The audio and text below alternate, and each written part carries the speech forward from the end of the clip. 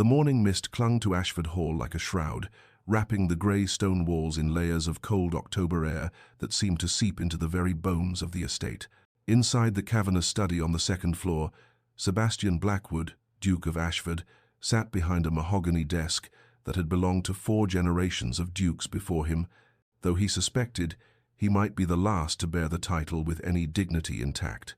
The ledgers spread before him told a story of slow decay: his father's gambling debts, his grandfather's poor investments, the weight of a crumbling legacy that rested entirely on his shoulders. At 32, Sebastian had long since learned to keep his heart as cold and calculating as the numbers in those leather-bound books. Emotion was a luxury he could not afford. The dukedom required an heir, nothing more, nothing less, and sentiment had no place in matters of survival. He picked up the marriage contract with fingers that did not tremble, scanned the terms with eyes that registered only the practical elements: dowry, settlements, expectations clearly outlined. Lady Catherine Hartley, 24, unmarried, from a respectable if financially struggling family. Her father, Lord Hartley, was desperate enough to agree to Sebastian's cold terms, grateful enough not to expect anything resembling affection. Perfect. The sound of carriage wheels on gravel announced her arrival precisely at 11, as scheduled. Sebastian did not rise from his desk, did not move to the window to catch a glimpse of his future duchess. What did it matter what she looked like? She was a means to an end, a solution to a problem, a vessel for the heir that would secure the Ashford line. When Pemberton showed her into the study some minutes later, Sebastian glanced up with the same dispassion he might afford a new piece of furniture. Lady Catherine Hartley stood in the doorway, her hands clasped before her, her travelling cloak still damp from the mist. She was small, slight, dressed in a grey day dress that did nothing to distinguish her from the dreary morning outside. Mousy brown hair pulled back severely, eyes downcast, unremarkable features arranged in an expression of resigned dutifulness. Forgettable, good, he would not be distracted by beauty or charm. "Lady Catherine," he said, his voice clipped and businesslike, "please sit." She moved to the chair across from him with quiet steps, settling into it with a grace that he barely registered. "Your father has explained the arrangement?" "Yes, Your Grace." Her voice was soft, steady, revealing nothing. "I understand the terms. Then we need not belabor the particulars. You will become Duchess of Ashford. You will manage the household, fulfill social obligations, and provide an heir. In return, you will have security, position, and your family's debts will be settled." He slid the contract across the desk. "If these terms are acceptable, sign here." For the briefest moment, Catherine's eyes lifted to meet his grey eyes, he noted absently, like the morning outside, and something flickered in their depths that might have been disappointment or resignation, or perhaps simply acknowledgement of reality. Then she looked down, took the offered pen, and signed her name in a neat, controlled hand. "The wedding will be 3 weeks from today," Sebastian stated, already returning his attention to the ledgers. "Pemberton will coordinate the details with your family. You may go." She rose, curtsied a gesture he barely acknowledged, and left as quietly as she had come, leaving behind only the faint scent of lavender and the signed contract that would bind them together for life. Sebastian filed the document away and returned to his accounts, dismissing Lady Catherine Hartley from his thoughts entirely. She was now simply another item checked off his list of obligations, nothing more. He did not know, could not have known, that the forgettable woman in grey would one day become the only thing in his world that truly mattered.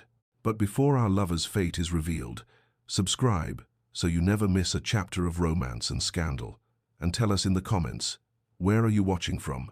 Now, let's begin. The chapel at Ashford Hall had never seemed so vast or so cold as it did on the November morning when Catherine Hartley became Catherine Blackwood, Duchess of Ashford. The ceremony was attended by obligation rather than joy, a scattering of family members who came because propriety demanded it, society figures who came to witness the Duke finally do his duty, and not a single soul who came for love.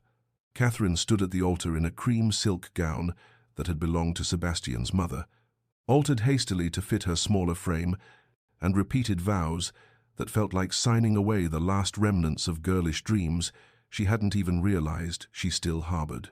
She had known what this was, had accepted the terms with open eyes, yet some foolish part of her heart had whispered that perhaps, somehow, in time, he might come to care for her, and might see her as more than a contractual obligation. She glanced at Sebastian as the vicar droned through the liturgy. His profile was carved from marble, beautiful and utterly remote, his jaw set with the same grim determination one might bring to an unpleasant but necessary task. When he placed the ring on her finger, his touch was brief, impersonal, and he did not meet her eyes. Sebastian's thoughts, had Catherine been able to read them, would have offered little comfort. He calculated timelines as he made his vows, how long before she might conceive, how many months until an heir secured the succession, how soon he could return his full attention to salvaging the estate's finances. The woman beside him was a blur of cream, silk, and nervous breathing, as indistinct in his mind as she had been in his study 3 weeks prior. He felt nothing beyond a sense of completion, of one more step taken toward securing his family's legacy. The wedding breakfast that followed was a stilted affair of forced pleasantries and knowing glances from guests who understood exactly what sort of marriage this was. Catherine smiled until her cheeks ached and said all the right things while feeling utterly alone in a room full of people. When the last guest finally departed and twilight settled over the estate, Catherine found herself standing in the Duchess's chambers, her chambers now being prepared by silent maids for her wedding night. The room was lovely, she supposed, decorated in shades of blue and silver, but it felt as cold as everything else in this house. Sebastian came to her after full dark, entering through the connecting door between their rooms with the same businesslike manner he brought to all his affairs. What followed was respectful, careful, technically correct in every way, and utterly devoid of tenderness. He fulfilled his husbandly duty with the efficiency of a man checking items off a list, never cruel but never warm, his hands impersonal, even in their most intimate moments. When it was finished, he rose, adjusted his dressing gown, and spoke his first words since entering the room. "Good night, Catherine." Then he was gone, the connecting door closing with a soft click that seemed to echo in the silence. Catherine lay perfectly still in the darkness, the sheets cool against her skin, and felt a single tear slide down her temple into her hair. This was her life now, this beautiful prison, this cold marriage, this man who would never see her, never want her, never love her. In the weeks that followed, they settled into a routine of careful avoidance. They maintained separate lives within the same house, passing each other in hallways with polite nods, sharing silent dinners when obligation required it, existing in parallel rather than together. Sebastian buried himself in estate business, leaving early and returning late. Catherine learned the rhythms of a household that ran efficiently without requiring her input, wandered rooms that echoed with emptiness, and slowly, quietly, resigned herself to a lifetime of being invisible to the one person whose regard she most desired. 2 months into her marriage, Catherine had begun to understand the true scope of neglect that had settled over Ashford Hall like dust over forgotten furniture. The estate was grand, yes, but it was a grandeur fading at the edges, curtains grown thin with age, carpets worn in the centers, a pervasive chill that spoke of economies made in coal and fires lit only when absolutely necessary. More than the physical deterioration, she noticed the servants, how they moved through their duties with mechanical efficiency, but without any warmth. How they startled when she spoke kindly to them, how Mrs. Pemberton, the housekeeper, had actual tears in her eyes when Catherine asked her opinion on updating the linens. It seemed kindness had been as scarce in this house as heat. Catherine began making small changes, subtle ones that wouldn't draw Sebastian's attention or disapproval. She ordered fires lit in the morning rooms, making spaces warm and welcoming. She asked cook about the staff's meals and quietly authorized better provisions. She learned the servants' names, inquired about their families, thanked them for their work. Slowly, almost imperceptibly, Ashford Hall began to feel less like a mausoleum and more like a home, at least in the corners where Catherine's influence reached. Sebastian noticed none of it. He remained buried in his ledgers and correspondence, leaving the house at dawn, and often not returning until after dark. On the evenings when they shared dinner, a concession to propriety rather than any desire for companionship, Catherine attempted small conversations. "The gardens might be lovely come spring if we engaged a proper gardener," she ventured one evening. Sebastian responded, not looking up from the document he was reading between courses. "Mrs. Pemberton mentioned the village is planning a harvest festival. Perhaps we might, if you wish." Another evening, I've been reviewing the household accounts, and I noticed, that's your domain. Handle it as you see fit. Monosyllables and dismissals. Catherine learned to eat in silence. She found her solace in the library, that vast room on the eastern side of the house, filled with books accumulated over generations. Here, at least, she could escape into other worlds, other lives, stories where people loved and were loved in return. She read voraciously poetry and philosophy, novels and natural history, losing herself for hours among the leather-bound volumes. It was in the library that Sebastian found her one evening in late January, though he had only entered to retrieve a specific legal text he required. The fire had burned low, casting the room in shadows and amber light, and at first he thought the room empty. Then he saw her, curled in the large wingback chair by the window, a book open in her lap, her head tilted against the chair's high back in sleep. Sebastian stood motionless in the doorway, the legal text forgotten. For the first time since their wedding, perhaps for the first time since meeting her, he actually looked at his wife. Really looked. In sleep, the careful blankness she wore like armor had fallen away, revealing something softer, younger, almost peaceful. The firelight caught in her brown hair, turning it amber and gold where he had only ever seen it as mousy and plain. There was a gentle curve to her cheek, a delicacy to the line of her jaw that he had never registered.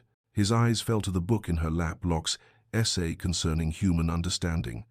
Not a novel or poetry as he might have expected, but philosophy, and dense philosophy at that. Something stirred in his chest, unfamiliar and unwelcome. She was a person, he realized with uncomfortable surprise, not merely a function, a person with thoughts and intelligence, who read Locke by firelight and fell asleep in library chairs. A person he had treated as little more than furniture for 2 months. The feeling that stirred in him might have been shame, or perhaps the first hairline crack in the careful walls he had built around anything resembling his heart. He found himself moving quietly across the room, taking the blanket from the back of the settee and draping it gently over her sleeping form. She stirred slightly but did not wake. Sebastian stood there a moment longer, disturbed by his own actions, by the strange protectiveness that had prompted them, by the way the firelight played across her features. Then he turned and left quickly, closing the library door with care, the legal text still forgotten on its shelf.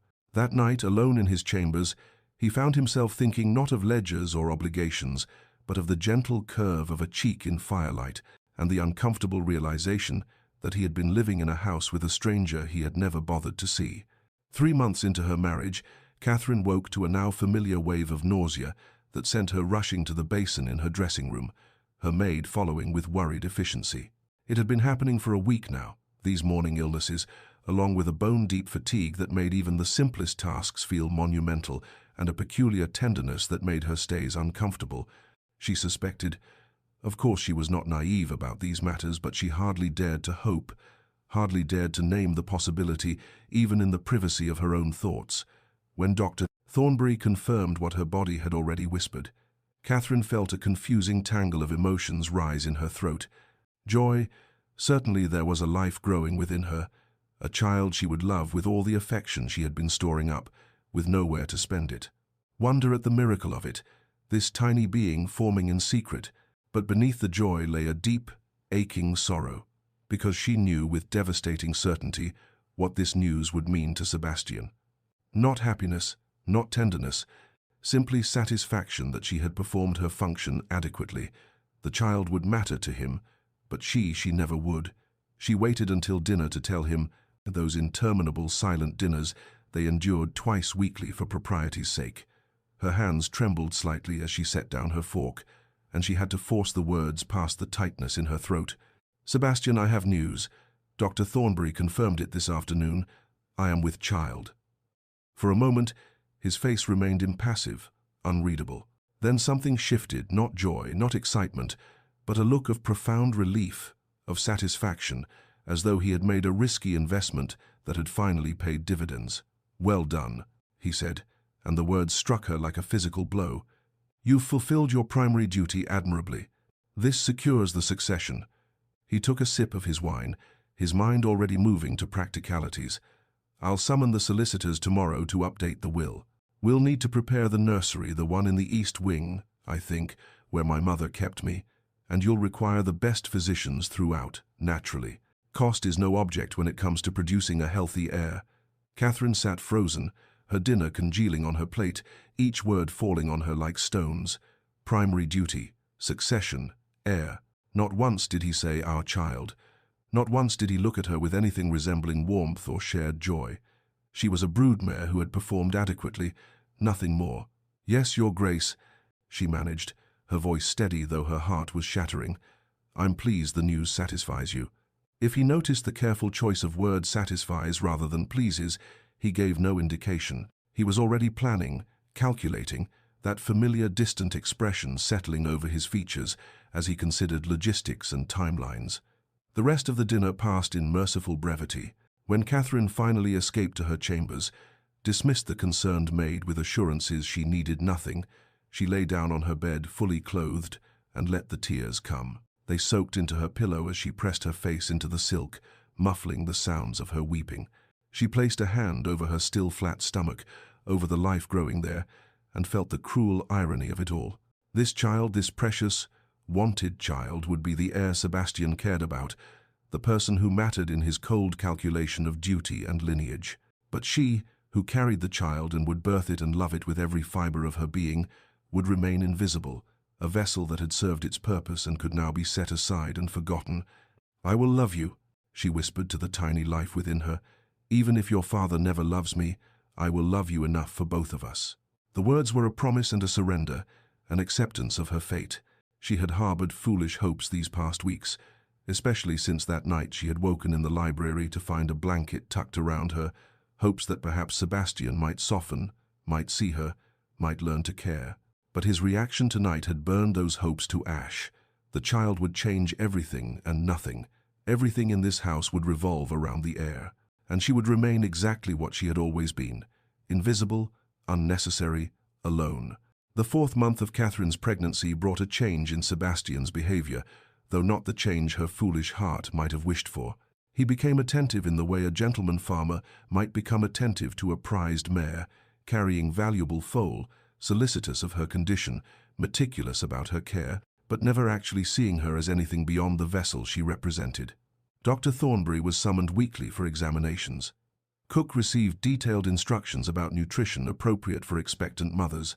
Sebastian personally reviewed the menu to ensure Catherine received adequate sustenance. He forbade her from undertaking any strenuous activity, left instructions with the servants to monitor her rest, and imported a special tonic from London that was reputed to prevent complications. All of this he did with the same business-like efficiency he brought to managing his tenants or overseeing the spring planting. Not once did he ask Catherine how she felt, whether she was frightened, if she needed comfort rather than tonics. His concern was for the heir, and the distinction was painfully clear. Catherine grew quieter as the weeks passed, withdrawing into herself like a flower closing at dusk. She spoke less at their infrequent dinners, stopped attempting conversations that went nowhere, moved through the house like a ghost in her own home. The servants noticed. They whispered among themselves about the sad Duchess who never smiled, who spent hours in the library or sitting by windows staring at nothing, who thanked them for the smallest kindnesses with a gratitude that spoke of deep loneliness. Mrs. Pemberton, who had served the Blackwood family for 30 years and had a maternal heart beneath her efficient exterior, took to bringing Catherine tea in the afternoons and staying to chat. In the housekeeper's warm presence, Catherine found the only genuine companionship in her cold marriage, and sometimes, in the safety of those afternoon teas, she allowed herself to speak of small sorrows and quiet disappointments. It was on a grey afternoon in late March that Catherine miscalculated her own strength. She had been in the library, always the library, her refuge, and was descending the main staircase when a wave of dizziness overtook her. The stairs seemed to tilt, her vision blurred at the edges, and she reached out for the banister but found only air. She felt herself falling forward, time slowing to a terrible crawl, and in that suspended moment she thought only of the child, of failing even in this, her one purpose. Then strong hands caught her, arms encircling her waist and pulling her back from the edge. The world righted itself, and she found herself pressed against Sebastian's chest, his heart pounding beneath her cheek, his arms locked around her with startling strength. For several seconds neither of them moved, both breathing hard from the shock of it. Catherine became acutely aware of every point of contact, his hands at her waist, the warmth of his body through the layers of fabric, the scent of sandalwood and ink that clung to him. Something jolted through her at the contact, a spark of recognition her body felt even if her mind refused to acknowledge it. This was the first time he had touched her since their wedding night, the first time she had been close enough to feel his breath stir her hair. Sebastian felt it too, that unexpected jolt, and it disturbed him profoundly. He had been passing through the hall when he saw her sway at the top of the stairs, had moved without thinking, and now found himself holding his wife, really holding her for the first time. She was so light, so fragile in his arms, and the fear that had seized him when he saw her falling was entirely disproportionate to mere concern for his heir. That realization unsettled him. "You must be more careful," he said, and his voice came out rougher than he intended, almost harsh with an emotion he could not name. He lifted her easily, she weighed almost nothing, and carried her up the stairs toward her chambers, acutely conscious of how she fit against his chest, of the way her hand clutched his shoulder. He deposited her on the chaise in her sitting room with more haste than gentleness, stepping back as though burned. For just a moment, their eyes met, and something flickered in his genuine concern, perhaps even fear before the familiar cold mask descended. "Rest. I'll send for Dr. Thornbury." Then he was gone, the door closing firmly behind him. Catherine sat motionless on the chaise, her heart still racing, and without quite meaning to, she touched her arm where his hands had gripped her, where she could still feel the ghost of his touch burning through her sleeve. She was confused by her own reaction, by the way her traitorous body had responded to his nearness, by the brief glimpse of something human in his eyes before he shuttered it away. It meant nothing, she told herself firmly. He had simply been protecting his investment. But her hand remained on her arm, and she could not quite convince herself that the moment had been as empty as she claimed. As April arrived and the season began in earnest, Sebastian announced over dinner that they would attend the Pemberton ball. "Appearances matter," he stated, cutting his beef with mechanical precision. "We must present a united front. The ton will expect to see the Duke and Duchess of Ashford, especially now that you're visibly carrying the heir." Catherine's fork paused halfway to her mouth, anxiety immediately tightening in her chest. She had never been comfortable in society, had always been the overlooked girl at the edge of ballrooms, the forgettable wallflower whom gentlemen's eyes slid past without registering. Now she would attend as a duchess, yes, but also as a woman 5 months pregnant in a marriage everyone knew to be purely transactional, a spectacle for gossips to dissect and pity. "Of course," she murmured, because what else could she say? Sebastian didn't notice the tension in her voice, the way her hands trembled slightly as she set down her fork. He was already mentally preparing for the business discussions he would conduct, the political alliances he might strengthen, the financial opportunities such gatherings presented. That Catherine might be anxious, might dread the exposure, never crossed his calculating mind. The night of the ball, Catherine's maid dressed her with unusual care in a gown of rose-colored silk that had been specially made to accommodate her changing figure. The color brought unexpected warmth to her complexion, made her gray eyes look almost luminous, and the cut, while modest, somehow transformed her from forgettable to something approaching elegance.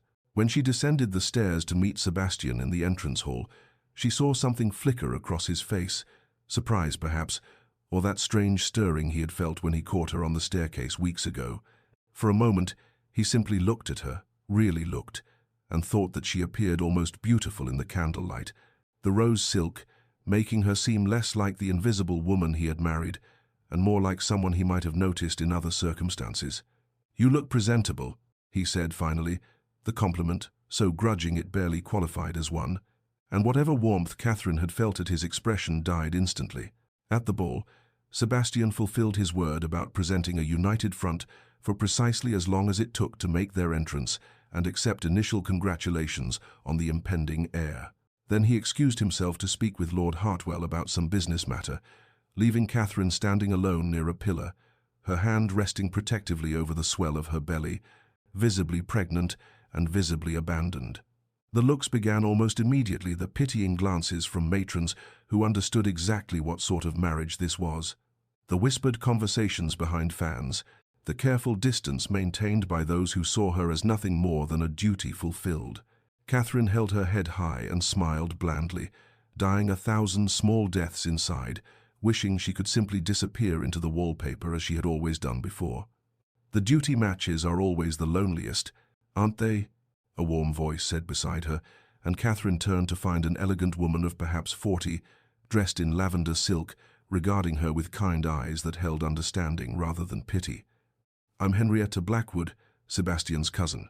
Well, cousin by marriage. I was wed to his cousin James, before James had the poor grace to fall off his horse and break his neck 5 years ago." The frankness of it startled a small, genuine smile from Catherine. "I'm sorry for your loss." "Are you?" Henrietta asked with gentle perception. "Or are you wondering if widowhood might be preferable to what you're currently enduring?" Catherine's smile faltered, and she looked away, unable to answer such a direct question from a stranger, even a kind one. Henrietta took her arm with easy familiarity, steering her toward a quieter corner. "Forgive me. James always said I had all the subtlety of a cavalry charge, but I've been watching you stand here alone while my cold bastard of a cousin conducts his precious business, and I thought you might appreciate a friendly face." They found seats in an alcove, partially hidden from the ballroom's scrutiny, and Henrietta spoke with the easy confidence of someone who had survived her own trials and come out stronger. She spoke of her own marriage, which had been affectionate but passionless, of the loneliness that could exist even in company, of learning to find purpose beyond what others expected of you. Catherine listened, hungry for this connection, for someone who seemed to see her as an actual person rather than a decorative appendage or a breeding vessel. "Does it get easier?" Catherine asked quietly, the question escaping before she could stop it. "Living with someone who doesn't see you?" Henrietta's expression softened with sympathy. "Sometimes. And sometimes you learn to see yourself clearly enough that it matters less whether others do." She patted Catherine's hand. "Though between us, I hold out hope that Sebastian might yet surprise you. The Blackwood men are notoriously slow to recognize what's valuable until they nearly lose it." Henrietta's presence had been a balm, but as the evening wore on, Catherine became increasingly aware of her own discomfort. The ballroom was stifling, packed with bodies and lit by hundreds of candles that turned the air thick and warm. Her corset, already tight against her growing body despite the maid's careful adjustments, seemed to constrict further with each breath.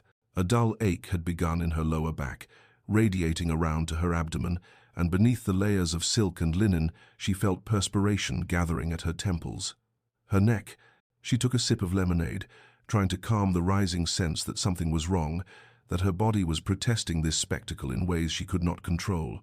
"Are you quite well?" Henrietta asked, her sharp eyes catching the pallor that had crept into Catherine's cheeks. "You've gone rather white." "Just warm," Catherine managed, though even as she spoke the room seemed to tilt slightly at the edges. "Perhaps I should find Sebastian." She rose, steadying herself on the chair back, and scanned the ballroom for her husband. There, across the room, deep in animated conversation with Lord Hartwell and 2 other gentlemen, his attention completely absorbed in whatever business matter they were discussing. He had not looked her direction once in the past hour. Catherine began making her way through the crowd, murmuring polite excuses as she navigated between clusters of guests. The distance seemed to stretch impossibly, the faces around her blurring into a sea of curiosity and false smiles. Halfway across the ballroom floor, the ache in her abdomen suddenly sharpened into something else entirely, a pain that stole her breath and doubled her over. She reached out blindly for something to steady herself, her hand grasping only air. The ballroom tilted violently, the chandeliers overhead wheeling in sickening circles. She could feel eyes on her, could hear the shift in conversation as people noticed the Duchess of Ashford swaying dangerously in the center of the dance floor. "Sebastian," she tried to call, but his name came out as barely a whisper, lost in the music and chatter. The pain intensified, sharp and frightening and utterly wrong. Her vision darkened at the edges, a tunnel closing in until all she could see was a pinpoint of light, the gleam of candlelight on marble. She felt her legs give way beneath her, felt herself falling with terrible slow clarity, and then nothing. Darkness swallowed her whole. The orchestra faltered and stopped mid-phrase, the sudden silence more shocking than any scream. For a heartbeat, the entire ballroom froze in tableau dancers mid-step, conversationalists mid-sentence, fans arrested in mid-flutter. Then chaos erupted, gasps and exclamations, the rush of movement as people surged forward or shrank back, the clatter of a dropped glass shattering on marble. In the center of the dance floor, a pool of rose-colored silk lay crumpled and still. Sebastian heard the disturbance before he registered what caused it, the cessation of music, the collective gasp, the sudden urgency in voices around him. He turned, irritated at the interruption to his conversation, and his eyes found the center of the ballroom. Time stopped. The world narrowed to a single, terrible point of focus. Rose-colored silk pooled on white marble, brown hair coming loose from its pins, a hand outstretched and motionless. Catherine, his wife, collapsed. Something in Sebastian's chest seized with a force that knocked the breath from his lungs. This was not concern for an heir or calculation about succession. This was pure, primal fear, the kind that bypasses thought entirely and strikes directly at something deeper, something he had not even known existed in his carefully controlled interior landscape.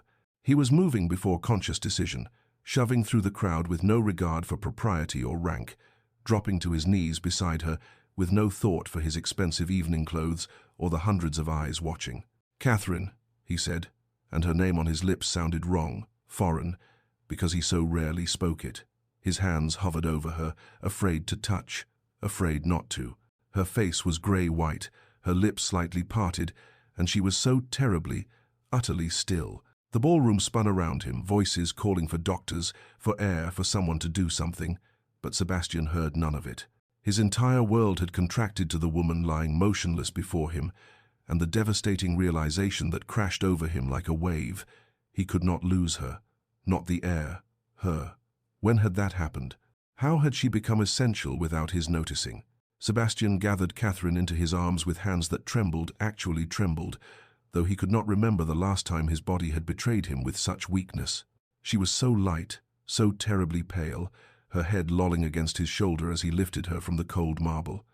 "Catherine," he said again, louder this time, as though the force of his voice might call her back from wherever she had gone. There was no response, no flutter of eyelids, nothing but the shallow rise and fall of her chest that told him she still lived. "Doctor."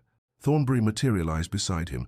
Lord Pemberton was calling for his carriage to be brought around immediately, and Henrietta's voice cut through the chaos with orders to clear a path.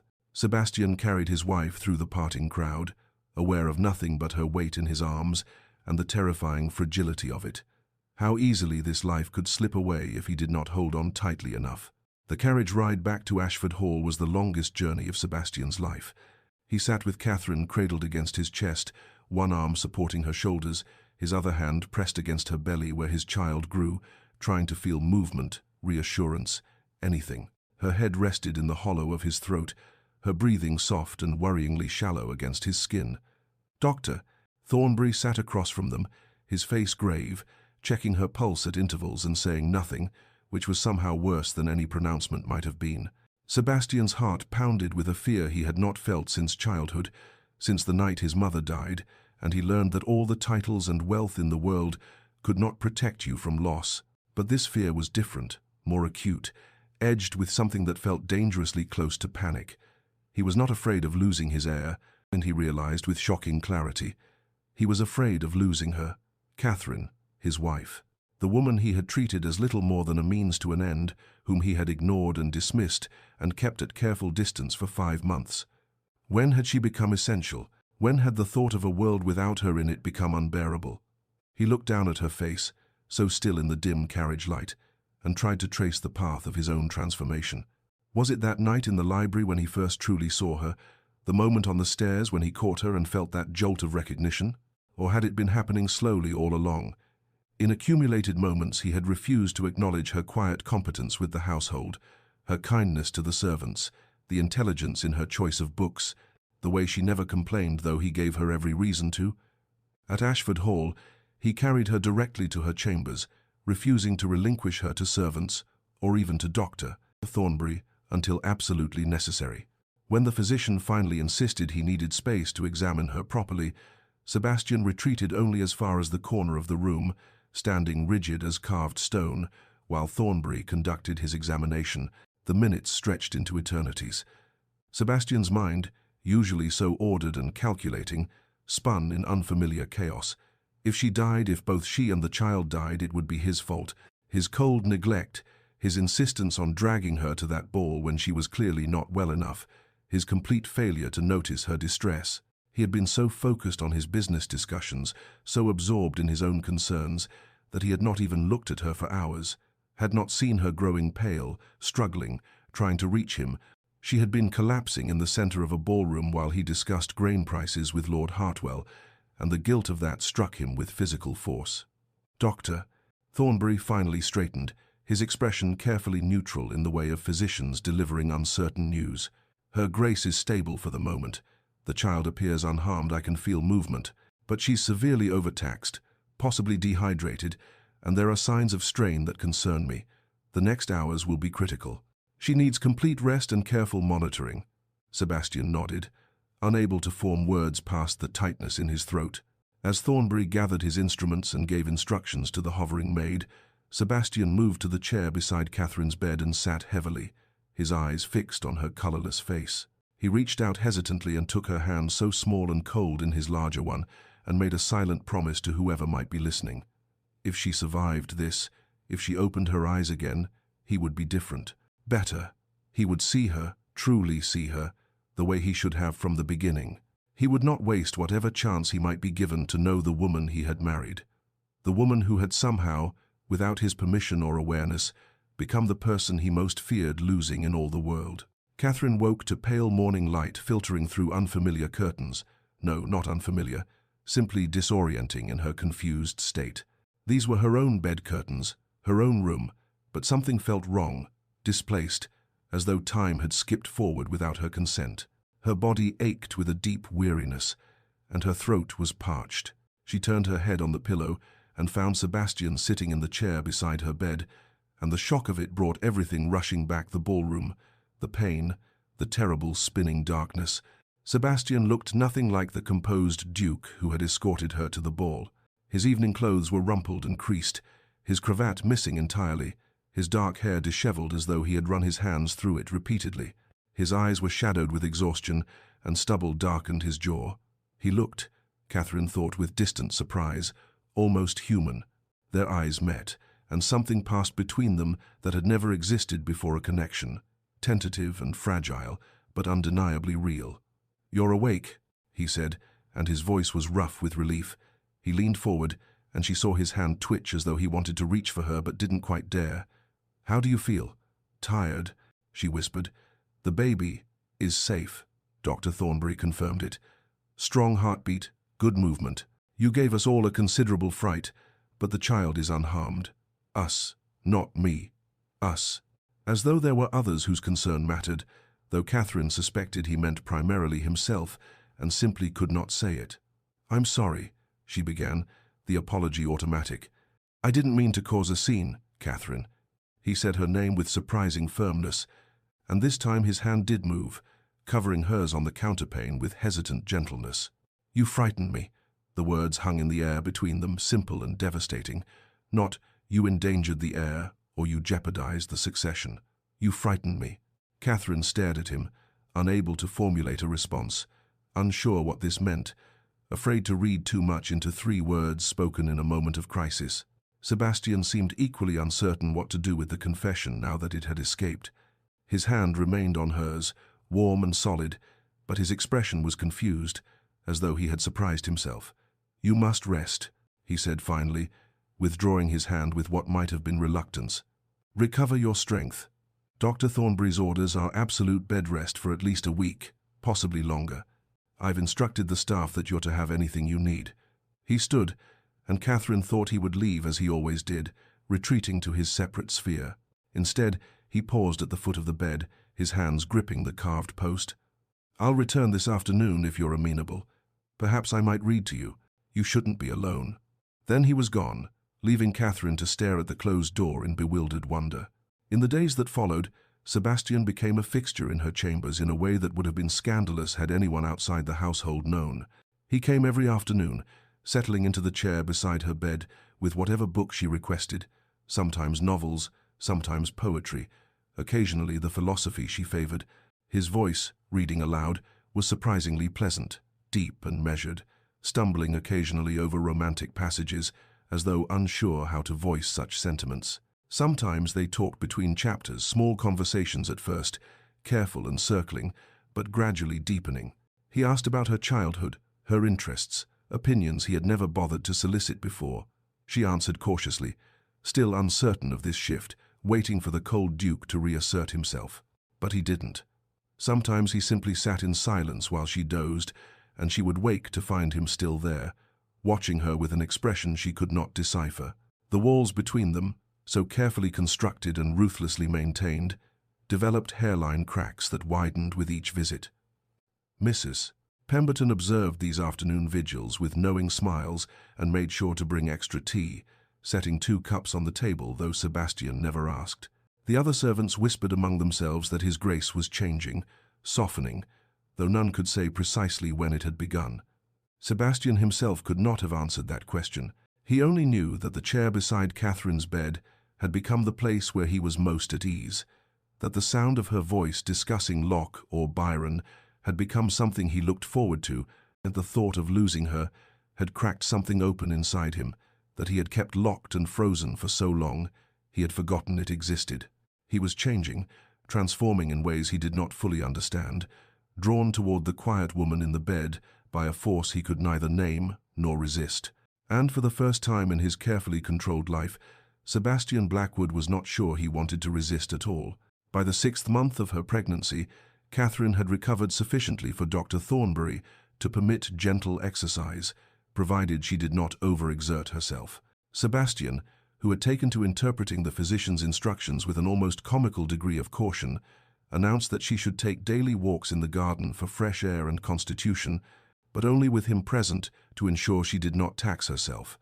Catherine agreed, bemused by this sudden solicitousness from a man who had barely acknowledged her existence for the first 4 months of their marriage. The walks began as silent affairs, awkward in their newness. They would traverse the gravel paths at a sedate pace, befitting Catherine's condition, Sebastian hovering at her elbow as though she might collapse at any moment, neither quite sure what to say now that they had left the safe territory of her sick room and the books that had mediated their tentative connection. But gradually, as April warmed into May and the gardens came alive with early roses and blooming lilac, Catherine began to speak. At first, she commented on small things: the progress of the gardener's work, the beauty of a particular flower bed, the way the light fell through the ancient oak at the garden's center. Then, emboldened by Sebastian's attentive silence, she began to share more.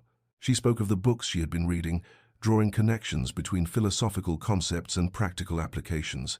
She mentioned the improvements she had quietly implemented in the household, the better provisions for servants, the repairs to the east wing that had been leaking, the reorganization of the linen closets that had saved considerable expense. She offered observations about the world, about politics and society and human nature, thoughts she had been storing up in months of solitude with no one to share them with. Sebastian found himself not merely listening but truly hearing her, perhaps for the first time in his life, attending fully to another person's words without simultaneously calculating his own advantage. She was intelligent, remarkably so, with an incisive mind that cut through pretense to underlying truth. She was observant, noticing details about the estate and its people that had escaped his ledger-focused attention. And she was kind, consistently and genuinely kind, in a way that seemed entirely foreign to Sebastian's experience. How had he never noticed any of this? How had he lived in the same house with this woman for 6 months and remained completely ignorant of who she actually was? The realization shamed him even as it fascinated him. One afternoon, as they walked past the section of garden where an overly earnest previous duke had installed a collection of stone gnomes, Catherine made a wry comment about their expressions, suggesting they were passing judgment on the current residents' horticultural choices. The observation was so unexpected, so gently absurd, that Sebastian found himself smiling. Catherine, emboldened, added that the one by the roses looked particularly disapproving of the pruning strategy, and perhaps they should consult him before making any further decisions. And then she laughed, a genuine, unguarded sound of amusement that transformed her entire face, lighting her grey eyes and softening features that melancholy had kept carefully controlled. The sound stopped Sebastian in his tracks. He stood motionless on the gravel path, staring at his wife as she smiled at her own silly joke, and realized with absolute certainty that he had never heard her laugh before. Not once in 6 months of marriage, the thought struck him with unexpected force that he had shared a home, a bed, however briefly, a future with this woman, and had never once made her laugh, or even wanted to. What kind of existence had he condemned her to? What kind of man had he been? But more than the guilt, he felt something else entirely, a fierce, inexplicable desire to hear that sound again, to be the cause of it, to see her face light with genuine joy and know that he had put that expression there. That night, long after they had completed their walk and parted for their separate chambers, Sebastian lay awake staring at the canopy above his bed. His mind, usually occupied with figures and strategies and the endless calculations required to maintain a failing estate, wandered instead to the way afternoon sunlight had caught in Catherine's brown hair, turning it gold and amber, to the intelligence in her grey eyes when she spoke about philosophy, to the kindness in her voice when she mentioned the servants by name, knowing their families and concerns, to the sound of her laughter, rare and precious as a flower blooming in winter. When had this happened? This preoccupation with a woman he had married purely for practical purposes. When had Catherine stopped being a function and become a person more than a person, become someone whose happiness suddenly mattered more than his carefully laid plans? Sebastian did not have answers, only the uncomfortable awareness that something fundamental had shifted in him, and there would be no shifting back. Sebastian began appearing at dinner with a regularity that surprised the servants and bewildered Catherine.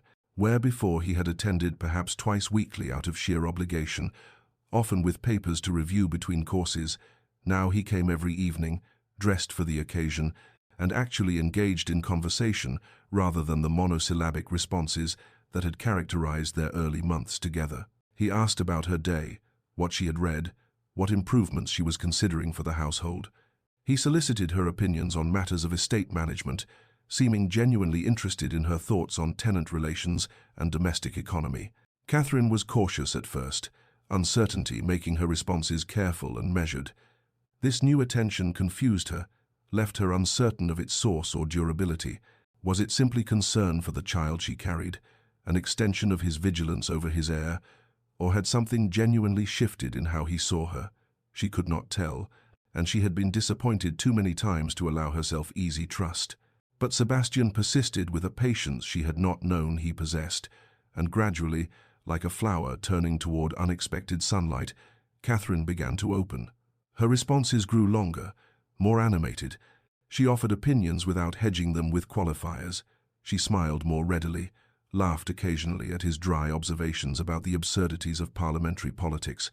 The dinners stretched longer, neither in any hurry to conclude the conversation and retreat to solitary chambers. One evening in late May, they fell into a spirited discussion about a novel they had both read, Richardson's Clarissa, and found themselves on opposite sides. Catherine argued passionately that Clarissa's tragedy stemmed from society's impossible standards for female virtue, that she was victimized as much by social strictures as by Lovelace himself. Sebastian countered that while society's role was undeniable, Clarissa's own rigidity and pride contributed to her downfall, that more flexibility might have saved her. But that's precisely the problem, Catherine said, her eyes bright with the heat of intellectual engagement, leaning forward in her chair. Why should she have to be flexible? Why should the burden of adaptation fall always on the woman, while men like Lovelace face no consequences for their... She stopped abruptly, catching herself, suddenly aware that she had been arguing with the Duke of Ashford as though they were equals, that she had interrupted him and spoken with a passion that bordered on impropriety. Old habits of self-effacement reasserted themselves, and she shrank back slightly, expecting the cold displeasure that would surely follow such presumption. Instead, she found Sebastian smiling at her, actually smiling, a genuine expression of pleasure that transformed his usually austere features into something approaching warmth. "Don't stop," he said, his voice carrying an encouragement she had never heard from him before. "Please, I like seeing this side of you. You were about to make a point about consequences, I believe." Catherine stared at him, uncertain how to proceed, her heart doing something dangerous and foolish in her chest. He wanted to hear her thoughts. He liked her passion. He was looking at her as though she were not merely present, but interesting, worthy of attention and intellectual respect. Something unfurled in her chest, fragile and tentative hope, that treacherous emotion she had thought she had buried after months of cold neglect. "I was going to say," she continued slowly, testing this new ground, "that men like Lovelace face no social consequences for ruining women, while the women themselves are destroyed by it. The entire structure is designed to protect male prerogative, while punishing female vulnerability." "A fair point," Sebastian conceded. "Though one might argue that Lovelace does face consequences. He dies in a duel, does he not? Only after ruining how many women? And he dies for offending another man's honor, not for the actual harm he caused Clarissa. That's rather my point." They continued in this vein for another hour, the argument ranging across literature and philosophy and the structures of society itself. The servants cleared the dishes and withdrew, leaving the candles to burn low, and still Sebastian and Catherine talked, discovering the pleasure of matched intellects and genuine exchange. When Sebastian finally rose to retire, he walked Catherine to her chamber door, a courtesy he had never before extended. He paused there in the hallway, candlelight flickering between them, and seemed to want to say something more. His hand lifted slightly, as though he might touch her face, then fell back to his side. "Thank you," he said finally, "for the conversation, for your thoughts. I find I've been starving for genuine discourse without realizing it." "As have I," Catherine admitted quietly. Their eyes held for a moment longer, something unspoken passing between them, before Sebastian bowed slightly and retreated to his own chambers. Catherine entered her room in a daze, her mind replaying every moment of the evening, and allowed herself, for the first time in months, to hope that perhaps her marriage might become something more than the cold transaction it had begun as. In early June, an unseasonable cold snap swept through the region, bringing with it grey skies and a persistent chill that seemed to seep through even Ashford Hall's thick stone walls. Catherine, 7 months pregnant now and more susceptible to every change in weather, caught a chill after sitting too long by a draughty window in the library. It was minor, a slight fever, a cough, nothing that truly alarmed Dr. Thornbury when he was summoned, but Sebastian's reaction was entirely disproportionate to the actual danger. He became almost frantic with worry, his usual composure cracking to reveal something raw and frightened beneath. He moved his entire working operation to the chair beside Catherine's bed, spreading ledgers and correspondence across a hastily positioned table, refusing to leave her side, even when she insisted weakly that she was perfectly fine, and he was being absurd. He brought her tea himself rather than trusting servants with the task, testing the temperature with his own lips before allowing her to drink. He piled blankets over her until she protested she would suffocate, then removed half of them with reluctant concession. He read to her for hours, his voice a constant, soothing presence, even when she drifted in and out of feverish sleep. On the second day of her illness, Catherine slipped into a deeper sleep in the afternoon, her breathing congested but steady, her cheeks flushed with fever. Sebastian sat beside her, pretending to review estate accounts, but actually watching the rise and fall of her chest, monitoring each breath as though his vigilance alone could keep her tethered to health. In her sleep, Catherine stirred restlessly, her head turning on the pillow, and murmured something indistinct. Sebastian leaned closer, thinking she might be waking, might need something. Her lips moved again, forming words barely louder than breath. "Why couldn't you have wanted me too?" The words were slurred with fever and sleep, but perfectly clear in the quiet room. They struck Sebastian like a physical blow, piercing through all his careful defenses to lodge somewhere in the region of his heart. "Two," she had said too, as though she understood that he wanted the child, wanted the heir, but could not understand why that want had never extended to include her, as though she had been hoping, all these months, that he might come to want her as well, not for function or duty, but for herself. The truth of what he had done to her, the loneliness he had condemned her to, crashed over him with devastating clarity. Catherine woke an hour later to find Sebastian still sitting beside her, but something had changed in his expression. He was looking at her with an intensity she could not decipher, something haunted and hungry, and lost all at once. His ledgers lay forgotten, untouched for however long she had been sleeping. "Catherine," he began, and her name on his lips sounded like a prayer or perhaps a plea. Then he stopped, the words he needed hovering just beyond his reach.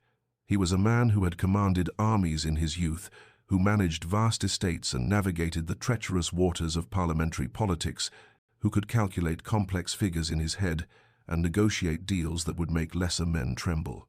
But he could not find words for what he felt in this moment, the guilt and longing and desperate wish to undo months of neglect, to go back to their wedding day and begin again, to want her from the start, the way he was beginning to understand that he wanted her now. The words would not come. They tangled in his throat, inadequate and clumsy, unable to bridge the distance his own coldness had created. Instead, he reached out slowly, giving her time to pull away if she wished, and took her hand in both of his. He simply held it, feeling the delicate bones and cool skin, the flutter of her pulse at her wrist. He held her hand as though it was something precious, something he had nearly lost through his own blindness and was only now learning to value. Catherine looked at their joined hands, then up at his face, confusion and cautious hope warring in her grey eyes. She did not pull away. Sebastian met her gaze and tried to pour into that look everything he could not yet articulate: apology and recognition, regret for the past, and promise for whatever future they might build. For now, in the quiet of her sick room with the afternoon light fading beyond the windows, it was enough. Not forgiveness, perhaps, not yet understanding, but a beginning, a tentative bridge across the chasm that had separated them. Catherine's fingers curled slightly, returning the pressure of his grip, and they sat together in silence as the shadows lengthened and the fever broke, and something new and fragile began to take shape between them. As summer faded and autumn arrived with its palette of gold and crimson, Sebastian's transformation became apparent to everyone in the household and beyond. The cold, austere Duke of Ashford was thawing in ways that would have seemed impossible 6 months prior. He smiled more readily, the expression reaching his eyes and softening the harsh planes of his face. He laughed occasionally, actual laughter, not the sardonic chuckle he might offer at political ironies, but genuine amusement at Catherine's observations or the absurdities of daily life. Most noticeably, he was always aware of where Catherine was, what she needed, attuned to her presence in a way that suggested she had become the center around which his world revolved. He interrupted business meetings if he thought she might need him. He noticed when she was tired before she mentioned it. He anticipated her wants with an attentiveness that bordered on uncanny, as though he were making up for months of deliberate blindness by seeing everything now. The servants whispered among themselves that His Grace was falling in love with his own wife, and wasn't it the strangest and loveliest thing they'd ever witnessed? Mrs. Pemberton smiled knowingly and said she'd seen it coming since the night he'd carried Her Grace home from that dreadful ball. But the younger maids insisted it was the most romantic transformation they'd ever seen, like something from the novels they borrowed from the library when they thought no one noticed. When Henrietta came to visit in mid-October, she observed the change immediately. She watched Sebastian's eyes follow Catherine across the drawing room, noticed how his entire countenance softened when his wife spoke, saw the small unconscious gestures of care and attention he offered constantly. During a private moment while Sebastian was occupied with his steward, Henrietta took Catherine's hands and said with warm certainty, "He's finally seeing you, dear, really seeing you. I told you the Blackwood men were slow, but they generally get there eventually." But Catherine, despite the evidence accumulating around her, was afraid to believe. She had been invisible for so long, had resigned herself so completely to a marriage of cold duty, that this new tenderness felt dangerously fragile, something that might evaporate if she acknowledged it too directly. Surely this was temporary, she told herself. Surely it was simply concern for the child she carried, an extension of his protectiveness over his heir that happened to include her by necessity. Once the baby was born and the succession secured, surely Sebastian would retreat back into his cold distance, and she would be alone again. She could not bear to hope otherwise and be disappointed. One evening in late October, as they sat together in the library after dinner, their place now, where they spent most evenings in companionable reading or conversation, Sebastian rose and retrieved something from his coat pocket. "I have something for you," he said, and there was an unusual hesitancy in his voice, an uncertainty that sat strangely on a man usually so assured. He handed her a small wrapped package. Catherine opened it with trembling fingers and found inside a first edition of Mary Wollstonecraft's A Vindication of the Rights of Woman, a book she had mentioned wanting months ago. In passing, during one of their garden walks. She had not mentioned it since, had barely remembered the comment herself, but Sebastian had remembered. He had sought it out, purchased it, kept it until the right moment. "Sebastian," she whispered, looking up at him with tears threatening at the corners of her eyes. "I can't believe you remembered." He sat down beside her on the settee, closer than propriety strictly required, his expression more vulnerable than she had ever seen it. "I remember everything you say now," he admitted quietly. "I'm trying to make up for all the months when I didn't listen, didn't see, didn't." He struggled for words, his usual eloquence deserting him. "Catherine, I haven't been what you deserved. I haven't been even a fraction of what you deserved. I was cold and cruel, and so determined to protect myself from feeling anything that I failed to see the extraordinary woman right in front of me." His hand found hers, lacing their fingers together. "I'm trying to be better. I want to be better. For you." The "for you" echoed in the space between them, heavy with meaning. Not for the heir, not for duty or appearance. For her. Catherine looked at their joined hands, at his face so earnest and uncertain, and felt the walls around her heart walls she had built for self-preservation begin to crack. "I don't know how to trust this," she said honestly, her voice barely above a whisper. "I want to, but I'm afraid." Winter settled over Ashford Hall in earnest as November gave way to December, blanketing the estate in snow and shortening the days to brief grey intervals between long nights. Catherine was 8 months pregnant now, her body heavy and ungainly, the child within her active and demanding, making sleep difficult and comfort nearly impossible to achieve. She moved slowly through the house, one hand always pressed to the small of her aching back, the other resting on the pronounced swell of her belly. She was preparing for the birth with the mixture of anticipation and dread that all women felt approaching that threshold, knowing that she would soon cross into territory where wealth and position offered no protection, where duchess and scullery maid faced the same dangers and the same uncertain outcome. Sebastian was openly anxious now, his hovering reaching levels that would have been comical if Catherine hadn't found it oddly endearing. He insisted on helping her navigate stairs, offered his arm for the shortest walks, questioned Dr. Thornbury relentlessly about every symptom and sensation she reported. At night, he lay awake in his chambers, listening through the connecting door for any sign of distress, any indication that labor might be beginning.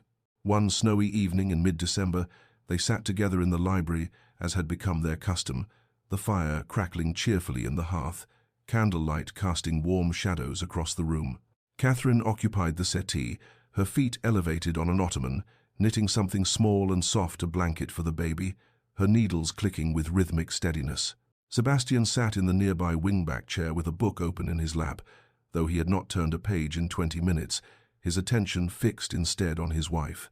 She looked peaceful in the firelight, her face softened with the inward focus that pregnancy brought, and he thought not for the first time how close he had come to never knowing this, never seeing her, never caring enough to want these quiet evenings that had become the best part of his days. "Are you frightened?" he asked quietly, breaking the comfortable silence. Catherine looked up from her knitting, understanding immediately what he meant. Of the birth. At his nod, she set down her needles and folded her hands over her belly. "Terrified," she admitted. "My mother died birthing my youngest brother. I was 12. I remember." She trailed off, the memory clearly painful. "I remember how long it took, and how the midwife's face grew grimmer as the hours passed, and how my father looked afterward, hollowed out, like something essential had been carved away." Sebastian felt ice settle in his stomach at her words. He rose from his chair and moved to sit beside her on the settee, close enough that their bodies touched from shoulder to hip, closer than propriety demanded, but exactly where he needed to be. "I won't let anything happen to you," he said with fierce certainty, as though will alone could protect her from the dangers inherent in bringing life into the world. Catherine turned to look at him, and her smile was sad, knowing. "You can't promise that, Sebastian. No one can. Childbirth takes women every day, rich and poor, young and old. It doesn't care about titles or intentions." "No," he admitted, the word rough in his throat. He took her hand, held it tightly. "You're right. I can't promise you'll be safe, much as I wish I could, but I can promise I'll be here. I'll be with you through all of it, if you'll allow it." "Propriety be damned." He paused, then reached up with his free hand to gently turn her face toward his, making sure she saw the absolute truth in his eyes. "And Catherine, I can promise you this. If something were to happen, it wouldn't be just an heir I'd be losing." His voice dropped to barely above a whisper. "It would be you, and that terrifies me more than anything else in this world." Catherine stared at him, her grey eyes wide and shining with unshed tears. "Sebastian, I know I have no right to say these things," he continued, the words coming faster now, as though a dam had broken. "I know I've given you no reason to believe me, that I've been cold and cruel and everything a husband shouldn't be. But somewhere in these past months, you became essential to me, not as the mother of my heir, but as yourself. Catherine, the woman who reads philosophy and improves my estate and makes me laugh and sees the world with such clarity and kindness. The woman I should have valued from the beginning but was too blind and stupid to recognize." A single tear traced down Catherine's cheek. "I thought you only cared about the baby." "So did I," Sebastian said with brutal honesty, "until you collapsed in that ballroom and I realized the thought of losing you was unbearable. Until I started actually seeing you and couldn't understand how I'd ever looked at anything else. Until these evenings together became the only hours of my day that truly matter." He lifted her hand to his lips, pressed a kiss to her knuckles. "I'm falling in love with you, Catherine. Perhaps I've been falling all along and was too foolish to know it." The moment hung between them, suspended and fragile, weighted with months of loneliness and longing, with words too long unspoken and feelings too carefully hidden. The fire crackled in the hearth, snow whispered against the windows, and in the warm cocoon of the library, everything outside this moment ceased to exist. "Sebastian," Catherine whispered, and it was the first time she had used his given name without his title, the intimacy of it striking them both. "When did this happen? When did I become more to you than just a duty?" He was quiet for a long moment, his thumb tracing absent patterns on the back of her hand, his brow furrowed, as though trying to solve an equation that had no clear solution. "I don't know," he finally admitted. "Slowly, I think. Then all at once. Perhaps it began that night I found you asleep in the library and really looked at you for the first time. Or when I caught you on the stairs and felt that jolt of recognition, as though my body knew something my mind refused to acknowledge.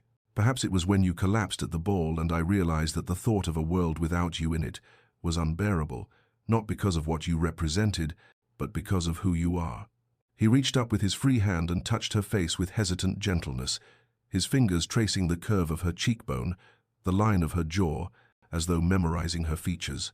Or perhaps it was happening all along, in every small moment I was too blind to notice. Every kindness you showed the servants, every intelligent observation you made. Every evening you sat across from me at dinner and tried to create connection while I gave you nothing in return. His voice roughened with emotion. "I was so determined to keep my heart locked away, Catherine. After my mother died, after I saw what my father became in his grief, a broken man who gambled away our fortune trying to feel something other than loss, I decided that feeling nothing was strength, that if I never cared, I could never be destroyed by caring. I built walls around everything that might be vulnerable and told myself I was being practical, responsible, strong." He leaned his forehead against hers, their breath mingling in the small space between them. "But you quiet, patient, impossibly kind, you picked the lock without my even noticing. You slipped past every defense I'd built, not through force but through simple, persistent presence. And now I find that what I thought was strength was actually cowardice, and real courage is allowing myself to love you, even though the thought of losing you terrifies me beyond reason." Catherine's eyes filled with tears that spilled over, tracking down her cheeks in the firelight. "I've wanted to hear something like this for so long," she said, her voice breaking. "From the moment I signed that contract, some foolish part of me hoped that perhaps you might come to care for me. But as the months passed and you remained so cold, so distant, I told myself to stop hoping. I convinced myself that being invisible was my fate, that I would raise our child and manage your household and live my entire life unseen by the one person I most wanted to see me. I thought you'd never—" She couldn't finish the sentence. Sebastian saw the pain in her eyes, the months of loneliness and resignation she had endured because of his willful blindness, and something broke open in his chest. He closed the last small distance between them and kissed her. It was nothing like their wedding night, nothing like that clinical, dutiful consummation that had been respectful and proper and utterly devoid of feeling. This kiss was soft, tentative, reverent. His lips moved against hers with a gentleness he hadn't known he possessed, asking rather than taking, offering rather than demanding. It was an apology for every moment he had failed to see her. It was a promise that he saw her now, and would never stop seeing her. It was a beginning, the first true beginning of their marriage, 8 months late, but finally, impossibly real. Catherine's hand came up to cup his face, her fingers trembling against his jaw, and she kissed him back with all the pent-up longing she had been storing away in the lonely months of their marriage. When they finally broke apart, both breathing unsteadily, Sebastian rested his forehead against hers once more. "I love you," he said, simple and direct, the words he should have been saying for months.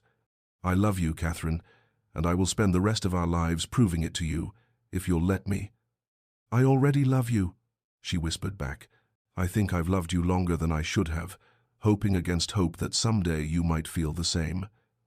He kissed her again, deeper this time, and in the firelit library, while snow fell softly outside and their child moved between them.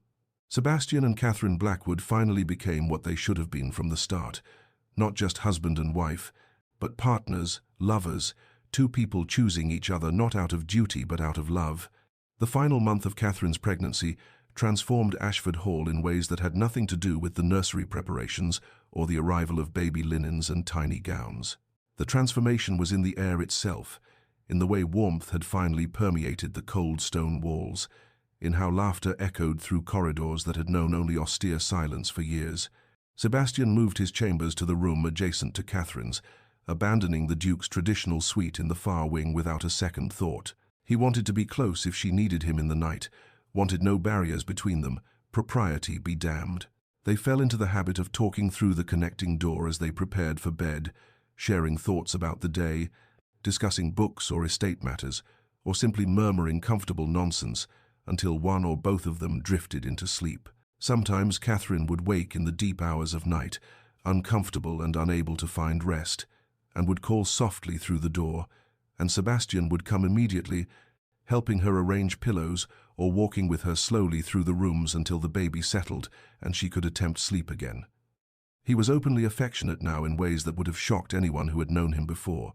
He touched her constantly, taking her hand as they walked, brushing hair back from her face, resting his palm against the pronounced swell of her belly to feel their child kick and roll beneath his touch.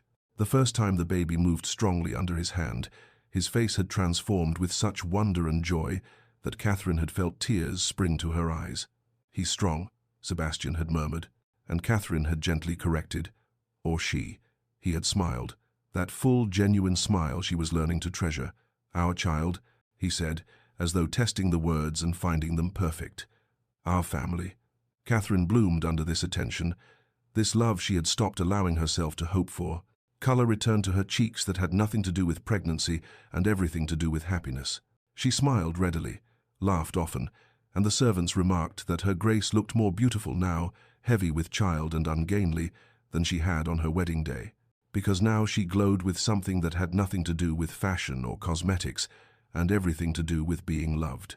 They made plans together in the evenings, sitting close on the library settee or in Catherine's sitting room, discussing everything from the nursery arrangements to the child's eventual education. Sebastian solicited Catherine's opinions on every decision, making it clear that they were partners in this, that her thoughts mattered as much as his. They spoke of the future of perhaps having more children, if Catherine was willing and survived this birth safely, of improvements to the estate, of the life they would build together, now that they had finally found each other. "Boy or girl, I don't care," Sebastian said one night as they lay in Catherine's bed together. He had taken to staying with her in the evenings, holding her as her belly made comfortable rest nearly impossible, leaving only when she finally dozed. "I know I said I needed an heir, that it was all about succession and duty, but truly, Catherine, I don't care anymore. Boy or girl, as long as you both survive it, as long as you're safe." Catherine turned in his arms to look at him in the dim candlelight. "And then?" she asked softly. "After the birth, when the child is here and the succession is secured, what then?" Sebastian cupped her face in his hands, his expression more serious than she had ever seen it. "Then I spend the rest of my life making up for the months I wasted not loving you properly," he said. "Then I show you every single day that you are the most important thing in my world, more essential than titles or estates or anything else I once thought mattered. Then we raise our child together, children, if we're blessed with more, and we build the life we should have had from the beginning. A life based on love and partnership and genuine care for each other." He kissed her forehead. her cheeks, finally her lips. Then we live, Catherine. Truly live, not just exist. Together, she believed him. For the first time since signing that contract 9 months ago, Catherine allowed herself to fully believe in the possibility of happiness, in a future that held not just duty, but joy. She rested her head against Sebastian's chest, listening to the steady beat of his heart, feeling their child move between them, and thought that perhaps the difficult beginning had been necessary to make them appreciate what they had found. Perhaps they would value this love more for having nearly missed it entirely. The labor began on a cold January night, 3 days into the new year, with Catherine waking to a tightening across her belly that she knew immediately was different from the practice pains she had been experiencing for weeks. She called softly through the connecting door, and Sebastian was there in moments, already alert though it was barely past midnight. When Dr. Thornbury confirmed that the birth was indeed beginning, he suggested, as convention dictated that His Grace might wish to wait in his study while the women attended to the business of childbirth. Sebastian's response was immediate and unequivocal. He would not leave his wife. Propriety could go hang. He was staying. The hours that followed were the longest of Sebastian's life. He remained at Catherine's side through all of it, holding her hand, wiping her brow with cool cloths, whispering encouragement when she had breath to hear it. He was terrified, more frightened than he had ever been in his life, more than when he had commanded troops in skirmishes as a young man, more than when he had faced financial ruin, but he tried not to show it, tried to be strong for her when she needed strength. Catherine was in agony as the hours stretched on, her body racked with pains that came in waves, each one seeming worse than the last. She gripped Sebastian's hand with crushing force, and he welcomed the pain of it, wished he could take more from her, wished he could bear any of this himself rather than watch her suffer. "I'm here," he kept saying, like a prayer or a promise. "I'm here, my love. You're so strong. I'm right here." Dawn came grey and cold, and still the labor continued. Dr. Thornbury's face grew increasingly concerned as morning stretched toward afternoon, and Sebastian felt panic rising in his throat. Finally, as the winter sun began its early descent, Catherine gave a final, agonized push, and the room filled with a new sound, a baby's cry, lusty and strong and achingly beautiful. "A son," Dr. Thornbury announced, wrapping the baby quickly. "A healthy son, Your Grace." Sebastian barely registered the words, his attention fixed on Catherine, who had collapsed back against the pillows, her face grey with exhaustion. He reached for her hand, smiled at her. "You did it, my love. He's here. He's perfect." But Dr. Thornbury's face had gone grave, and suddenly there was urgent activity, the midwife moving quickly, towels that shouldn't be soaked in red. "She's hemorrhaging," the physician said quietly, and Sebastian's world narrowed to a single, terrible point of focus. Not the son he had supposedly needed so desperately. Only Catherine, her pale face, and her weak breath, the way her eyes were drifting closed, as though sleep were pulling her somewhere he could not follow. "No," Sebastian said, and his voice broke on the word. He gripped her hand tighter, leaned close to her face. "Catherine, no. Stay with me. Please. I'm begging you. Stay with me." His composure, so carefully maintained through the long labor, shattered completely. Tears fell on their joined hands as he pleaded with her. "I've only just found you. We've only just begun. You can't leave me now. Please, Catherine. Please." Catherine heard his voice through layers of exhaustion and pain, heard the naked fear and grief in it, felt wetness on her hand that she realized dimly were his tears. She was so tired, more tired than she had ever been, and it would be so easy to just let go, to drift into the darkness that was calling her. But Sebastian was calling her too, his voice broken and desperate, and she heard in it everything they would lose if she surrendered now. Their son, who she hadn't even held yet. The life they had planned together. The love they had only just discovered. She thought of all the months she had been invisible to him, and how she had finally become seen, and how cruel it would be for that to end now, just as everything was beginning. So she fought.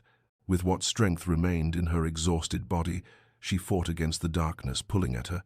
For Sebastian, whose tears she could feel. For their son, whose cry she could hear somewhere in the distance. For the future they deserved after such a difficult beginning. She held on to Sebastian's hand like an anchor, and refused to let the darkness claim her. Breath by breath, heartbeat by heartbeat, choosing life over the terrible ease of surrender. Catherine survived. Dr. Thornbury's quick action and Catherine's own stubborn will pulled her back from the edge, though the hours immediately following were touch and go, Sebastian refusing to move from her bedside, even when the physician assured him she was stable. The recovery was slow, painfully so, with Catherine too weak at first to even hold her own child, but Sebastian never left her side except when absolutely forced to by the most pressing estate business, and even then he returned as quickly as possible, as though afraid she might slip away in his absence. He brought their son to her in those first fragile days, settling the tiny, squirming bundle carefully in her arms when she was too weak to lift him herself, supporting both of them with gentle hands. Catherine looked down at the small face, features still red and wrinkled from birth, and felt overwhelming love crash over her. "He's perfect," she whispered, tears sliding down her cheeks. "Absolutely perfect." Sebastian sat on the edge of the bed beside them, one arm around Catherine's shoulders, gazing at his son with an expression of wonder. "He has your nose," he observed, "and hopefully your disposition. One of me in the world is quite enough." Catherine laughed weakly, then winced at the pain the movement caused. "What shall we name him?" she asked. Sebastian was quiet for a moment, studying the baby with thoughtful intensity. "Thomas," he finally said, "if that pleases you." "After my father?" Catherine asked, surprised and touched that Sebastian would honor her family so. "No," Sebastian said quietly. "After the father I hope to be, not the one I had." He looked at Catherine, his expression vulnerable. "My father was cold, distant, more concerned with his own pleasures than with his family. He taught me that emotion was weakness and that duty was everything. I don't want that for Thomas. I want him to grow up knowing he's loved, that his happiness matters, that feelings aren't something to be locked away and feared." His hand moved to cover Catherine's where she held their son. "I want to be the kind of father, the kind of man you've taught me I can be." In the weeks that followed, as Catherine slowly regained her strength and color returned to her cheeks, their little family took shape in the sunny rooms of Ashford Hall. Sebastian was a devoted father, constantly amazed by every small detail of his son, the tiny fingers that gripped his own, the way Thomas would quiet to the sound of his voice, the serious expression the baby wore when studying the world with unfocused eyes. But more than a devoted father, Sebastian was a devoted husband. He told Catherine daily that he loved her, the words coming more easily with repetition but never losing their weight. He brought her flowers from the conservatory, read to her during her convalescence, sat with her for hours simply talking or existing in comfortable silence. He made up for lost time with an intensity that sometimes overwhelmed her, as though he were determined to compress into every day the affection and attention he should have been giving her all along. One afternoon, as Catherine sat in the window seat nursing Thomas while Sebastian watched from the nearby chair, she asked him something that had been on her mind. "Tell me the story," she said softly. "Tell me how this happened, how we got from there to here." Sebastian smiled, that full, warm smile that still surprised her sometimes with its transformation of his features. "Once upon a time," he began with gentle humor, "there was a foolish duke who thought he had everything figured out. He thought he could order his life like a ledger, keep everything controlled and predictable and safe. He thought that if he never allowed himself to feel anything, he could never be hurt." He rose and came to sit beside Catherine, his arm going around her shoulders. Then a quiet, patient woman came into his life, and she was everything he didn't know he needed. She was kind where he was cold, open where he was closed, brave where he was cowardly. And though he was too stupid to see what was right in front of him, she waited. She endured his coldness with grace, and slowly, without even trying, she taught him that the walls he had built to protect himself were actually a prison. He pressed a kiss to Catherine's temple. "You saved me," he said seriously. "I was barely alive. Catherine just going through motions, existing but not living. You taught me how to feel again, how to love, how to be human instead of just a collection of duties and titles." Catherine leaned into his warmth, their son between them. "I didn't do anything special. I just loved you, even when you couldn't love me back." "That's everything," Sebastian said quietly. "That's the whole story. You loved me until I learned how to love you in return." Spring arrived at Ashford Hall with an explosion of color and life that seemed to mirror the transformation within the estate's walls. The gardens that Catherine had quietly arranged to have properly tended now burst with daffodils and early tulips. The trees leafed out in tender green, and the air carried the scent of growing things and new possibilities. Catherine stood on the terrace one warm April afternoon, stronger now, her body having recovered from the trauma of Thomas's birth, watching Sebastian play with their son on a blanket spread beneath the ancient oak tree at the garden's heart. Thomas was 3 months old now, beginning to smile and coo, and Sebastian lay on his stomach beside the baby, making absurd faces that sent Thomas into fits of delighted gurgling. The sound of her husband's laughter carried across the garden, and Catherine marveled at the change in him. This man who had once seemed incapable of joy, now so full of it that it spilled over into everything he touched. The estate itself was flourishing not just financially, though Sebastian's careful management was finally bearing fruit in that regard as well, but with a warmth and vitality it had lacked for years. Servants smiled as they worked, singing sometimes when they thought no one was listening. Fires burned cheerfully in every occupied room. Flowers graced the tables. Children's laughter echoed through halls that had known only silence. Everything had color now where before there had been only gray, and Catherine knew that the change was not merely in the estate but in how she saw it, how happiness had painted over the loneliness that had tinted everything in those early months. Sebastian looked up from his position on the blanket, caught her watching, and smiled that particular smile he reserved only for her, the one that made her heart still flutter even now. He said something to Thomas, touching the baby's nose gently, then rose with fluid grace and came to her, crossing the garden with long strides. When he reached her, he wrapped his arms around her from behind, pulling her back against his chest, his chin resting on her shoulder in the easy intimacy they had developed. "Happy," he murmured against her hair, and she could hear the smile in his voice, the contentment that had replaced the cold calculation that used to define him. "More than I ever dreamed possible," Catherine admitted, leaning into his warmth. She turned her head slightly to see his profile. "That first day, when you barely looked at me during our meeting in your study, when you slid that contract across the desk like I was just another business transaction, I thought I was agreeing to a lifetime of loneliness. I thought I would spend decades in this house being invisible to you." Sebastian's arms tightened around her, and she felt him press a kiss to her temple. "I was looking," he confessed quietly. "I was just too afraid to see. Afraid that if I let myself feel anything attraction, interest, affection, I'd lose control, lose focus. My father fell apart after my mother died, let his emotions destroy everything, and I was so determined not to be like him that I tried to feel nothing at all." He turned her gently in his arms, so they faced each other, his hands coming up to frame her face. "I didn't understand that love doesn't make you weaker. It makes you stronger, braver, better. It gives you something worth fighting for, worth living for, instead of just existing in careful isolation." His thumbs brushed across her cheekbones in a gesture that had become familiar. "Beloved, you made me better, Catherine. You made me human again, made me want things beyond duty and obligation, made me care about something more than preserving a legacy." "You made yourself better," Catherine corrected gently. "I just gave you a reason to try." "You were the reason," Sebastian said. "You are the reason. For everything." He kissed her then, slow and sweet in the spring sunshine, while their son gurgled contentedly on the blanket and bees hummed among the flowers, and Ashford Hall stood solid behind them, no longer a prison of cold duty, but a home filled with love and laughter and the promise of all the years ahead.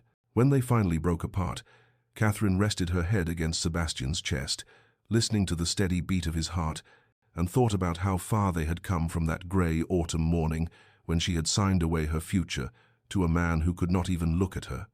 How close they had come to missing this entirely. How grateful she was that Sebastian had learned to see her before it was too late, and that she had been patient enough to wait for him to find his way to her. "Come," Sebastian said, taking her hand. "Thomas is going to start wondering where we've gone, and I want to show him how his mother looks in spring sunlight. It's my favorite view in all the world." Catherine laughed and let him lead her across the garden to where their son waited, and as she settled on the blanket with her family around her, she thought that perhaps difficult beginnings made happy endings all the sweeter for having been so hard won. 3 years had passed since that cold January night when Catherine nearly slipped away, and Ashford Hall had been transformed so completely that visitors who remembered its former austerity barely recognized it.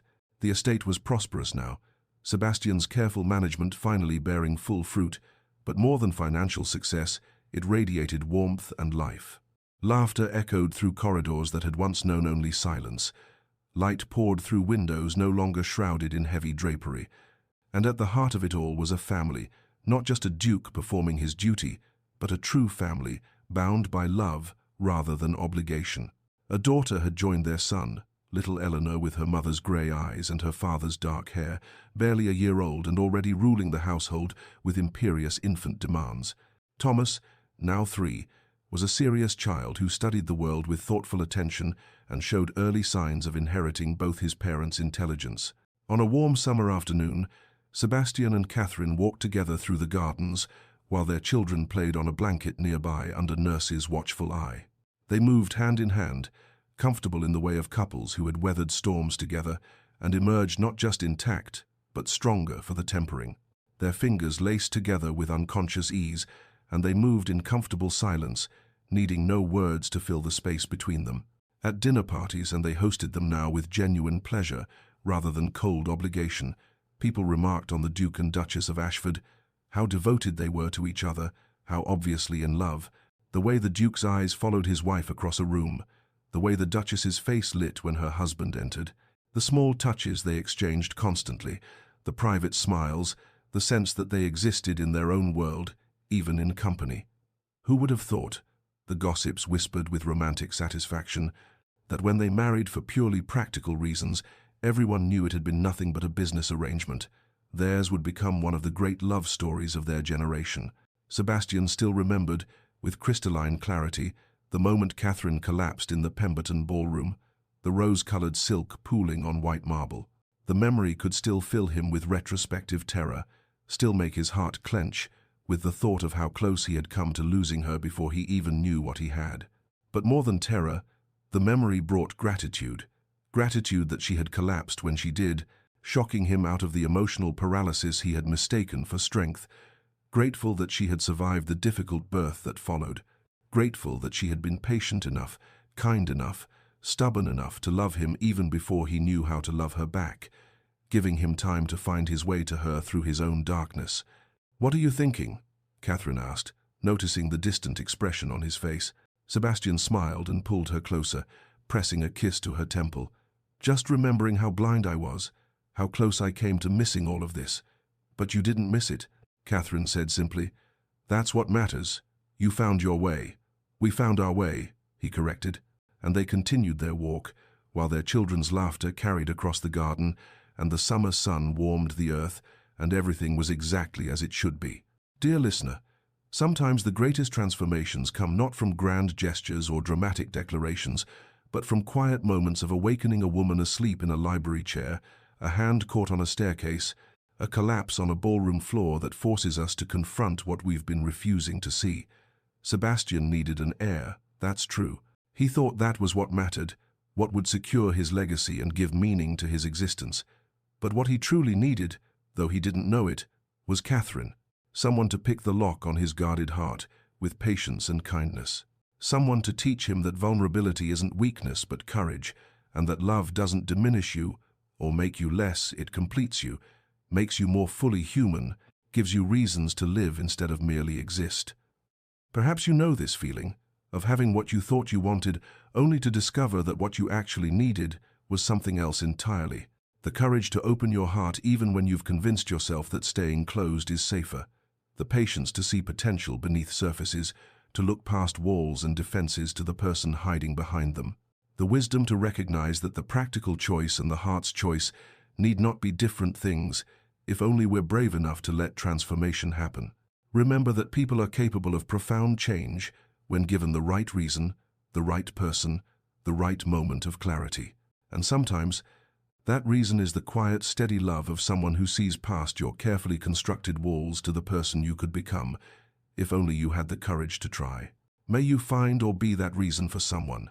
May you have the courage to let transformation happen, even when it frightens you, even when it means dismantling everything you thought protected you.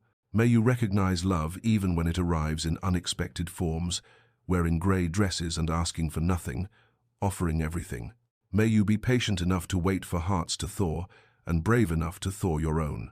Rest well, dear listener, knowing that even the coldest hearts can learn to warm, and even the loneliest souls can find their home.